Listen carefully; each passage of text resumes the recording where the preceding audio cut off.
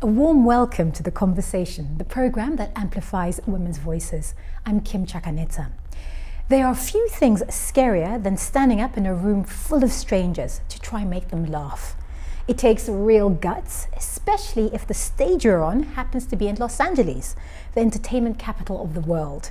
Trying to break into the comedy circuit can be tough. So today we're on Melrose Avenue, the busy epicenter of the city's comedy scene, with two women who are working to make the comedy scene more welcoming and inclusive. Zhao Summers is a stand-up comedian, a social media star, and the owner of the Hollywood Comedy Club and the Pasadena Comedy Club. She's originally from China and she moved to the US when she was 18. Welcome, Zhao. Thank you for having me, Kim. And Thenya Dunda is an actor and comedian, and in 2021 she opened the Comedy Nook. She was born in Kenya and grew up in Canada. Welcome. Thank you for having me, Kim.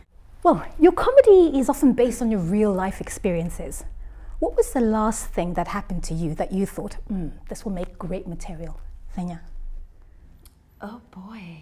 Well, I have he will be one tomorrow. My son will be one tomorrow. Wow. Yes, Girl. So his existence, period, is so ripe for comedy because he can't speak. And so it is just me figuring it out. I'd say he's pretty high on my, inspiration for comedy. Our kids, right? Mm-hmm. And then, I mean, just living in Los Angeles, the chaos of this city and trying to make something. And I have parents who are attempting to retire and they, have decided they want to move back to Africa. And so that's ripe for comedy. So there's plenty to draw from. Yeah, it's just life is happening. Life is lifing, as I say. Mm-hmm. Yeah. Zhao, has anything recently happened to you that you're going to take to the stage? Well, my divorce is fabulous for my stand-up. Yes. My mother is learning English now, so I'm very excited. I think I'm going to get much funnier because now she can verbally abuse me in 2 languages. Oh, wow. Yeah, I'm very looking forward to that. Okay. So what does that mean for you ladies? Does that mean that you're just mentally filing away material, or do you have a notebook? How do you do it, Thenya? Yeah, I carry a notebook. I was like, I might even have one in my pocket. Okay. Yes, I do. Because mom brain is tragically. This is it, the notebook? So yeah, I have just a notebook. I keep one on me pretty much at all times. I also have my phone. I, write funny ideas or just, like if I'm talking to you and something I say makes you chuckle, sometimes I might just write that down. Right. And be like, oh, that made somebody laugh. Maybe it'll make somebody else laugh. But I mean, yeah, I try to draw on my life because I feel like that feels more authentic. And when you're performing your own material that feels more connected to you, I feel like I can do it longer. If I just pick up a joke that I don't care about, I don't want to do that 5,000 times on stage. But when it actually means something to me, then it's kind of like healing some of your past while you're telling jokes. Zhao, how do you do it? I think the foundation of my stand-up is all of the adversities of my life. Mm-hmm. Being a dumpster baby, and growing up in China and being not so wanted because the boys are preferred, they prefer boys over girls. And my mother loved me any way she can. And my relationship with her is great right now. She's been helping me after my divorce because I have my custody with 2 children. I don't have child support, so I'm working very hard to pay for everything. And my mother moved from China to here to help me so I can do this. So I wouldn't be able to be here, do this, if it wasn't for my mother. So it's tough, like Asian moms, they are very tough. But I think we worked out, and it's beautiful. You mentioned that you were a dumpster baby. Do you mind just explaining what that is? I wasn't in the dumpster, but I was on the way to the dumpster. In the 90s, there's a one-child policy in China, and you can only have one, and very traditional. People would really want that person to be the baby to be a boy, and if it's a girl, they often give the girl away. And worse is that they will get rid of the girl, and that's what happened to my friends. And my parents discussed about taking me away, and then my mother, at last minute, she kind of, I was on my way out, and she just couldn't do it, so they took me back. Right. But they told me that whenever I don't get A+ in school, they were like, you know, we did not bring you back from the dumpster for A-. I'm like, wow. You told me that yesterday. It's like, you still have A-. Would they seriously say that? Oh, every day. And I hear that every day. I laugh about it. Mm-hmm. I think I process it. That's why I really wanted to become very funny on stage, and I talk about the darkest thing ever happened to me. It gave me power, and I feel like when people are going through hardship, they look at me, they're like, she's not messed up. She found strength from the other side, because life is not gonna get easier. Life is hard. We just have to laugh about it. We have to forgive ourselves. So Zhao-Ying, for you, comedy is a way to process some of the difficulties and adversities that you've gone through. Totally. Comedy saved my life. I had this very severe postpartum depression. It was very difficult, and I was in a very hard, dark place. I decided to start doing stand-up. I started doing the open mic.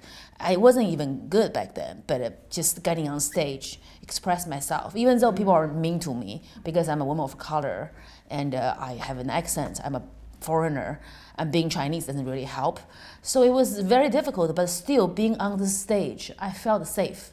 Then can you relate to that, using comedy to deal with more difficult aspects of your life? Absolutely. I think,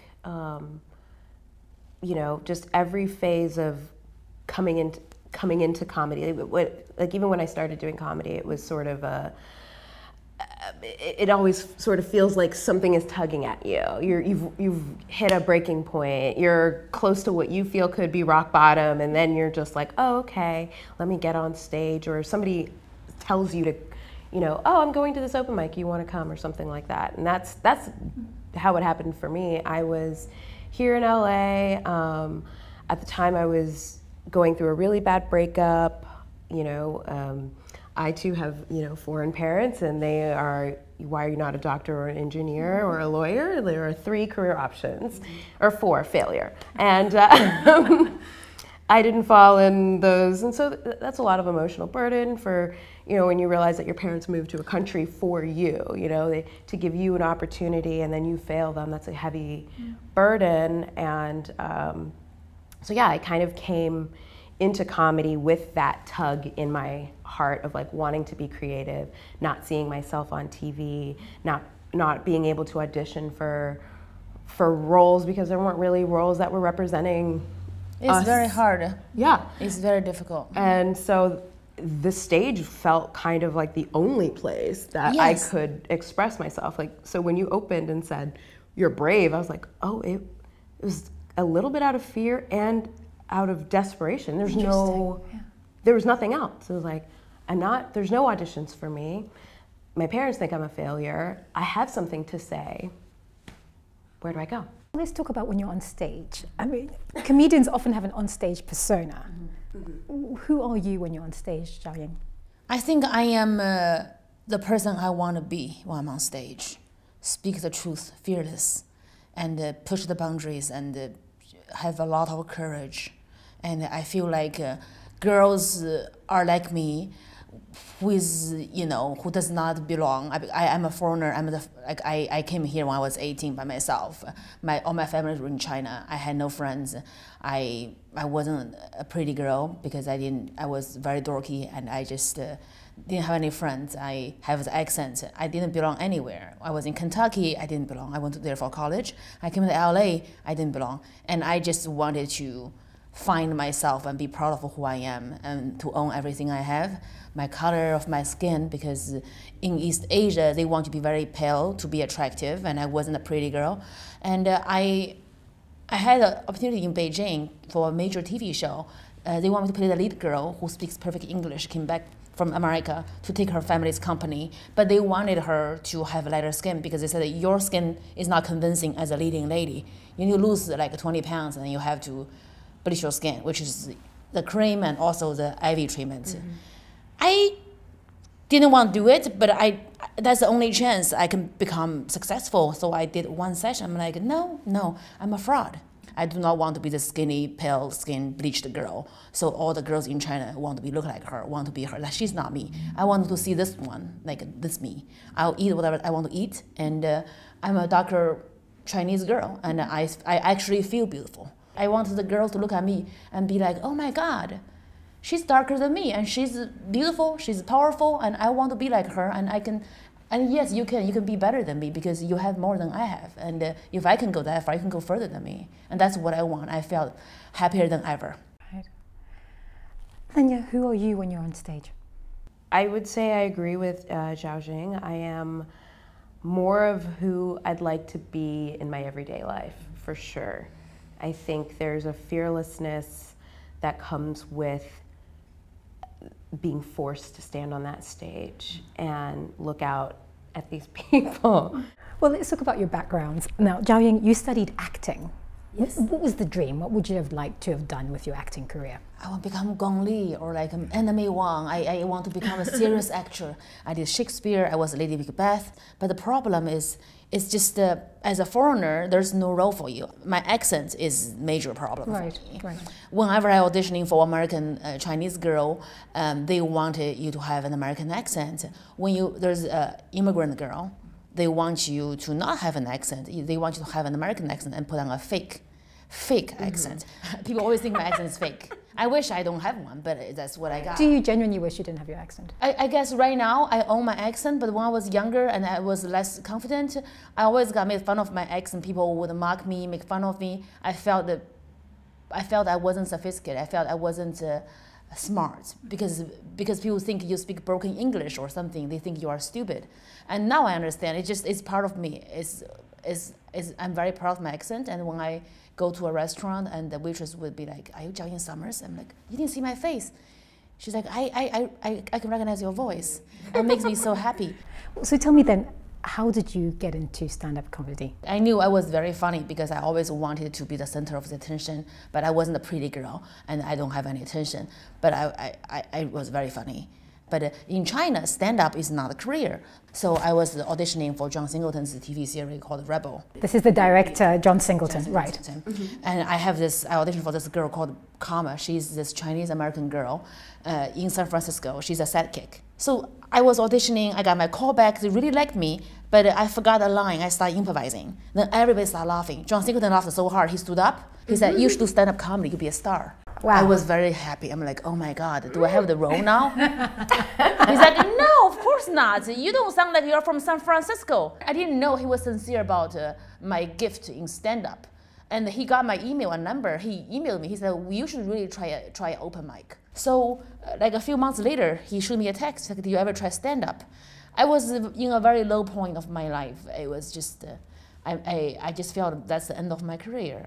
I can't get anything. Even John Singleton think I could be a star, but he still wouldn't give me this little role. Right, so you're not getting any acting roles at all? No. Right. So it's getting really hard. I went back to China. I hosted the Shanghai Film Festival. I met my ex-husband, and I just thought if I don't have a career, at least I can have family. I want kids. So we got married, and I just realized that I cannot not have a career. I belong to the stage. But tell me about that first night. What was it like, the first time you ever awful. went on stage? Awful. It was in a really bad place in Koreatown. And I got in there, and I got on stage. I don't remember what happened. I remember that somebody was talking, somebody should not be doing comedy, that's awful. Yeah, okay. Tell me about your first night on stage, your first ever. Did you bomb? Were you a success? Oh man, it was mixed. So my first time physically on stage wasn't. So I started in improv, and then I had a few friends that were doing stand-up at the time, and I would, sometimes I'd go with them to their open mics. And then I had a friend who was a stand-up, and she thought that I was really funny, but I didn't want to do stand-up, so I'd write jokes for her. Why didn't you want to do stand-up at the time? Because I came here to be an actress. Yeah. So that was the goal. Yeah, and like Xiaojing said, I didn't know that stand-up was a career, like that you could actually do it and make money and be successful. I thought it was kind of like improv, something you do to strengthen your acting skill, or I really was sort of sheltered in that way, with my family being like, these are your career options. So I didn't know that that was even possible. So when my friends were like, I'm a stand-up, I was like, oh, you're just outside playing. Okay, that's cute. Let's go hear you tell some knock-knock jokes. It's a class clown. That's who I thought stand-ups are, right? So my friend asked me to write we would write together and I would write jokes for her and I would watch her do them on stage. So I got the opportunity to see my jokes bomb. Really? Okay. Before nice. Okay. So you could test them out. I physically bombed. And then she quit doing comedy.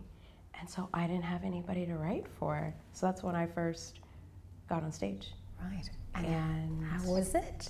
It was terrifying, but also it felt very much like home. Like I felt like, oh, I'm gonna do this for the rest of my life. Like it felt just like that.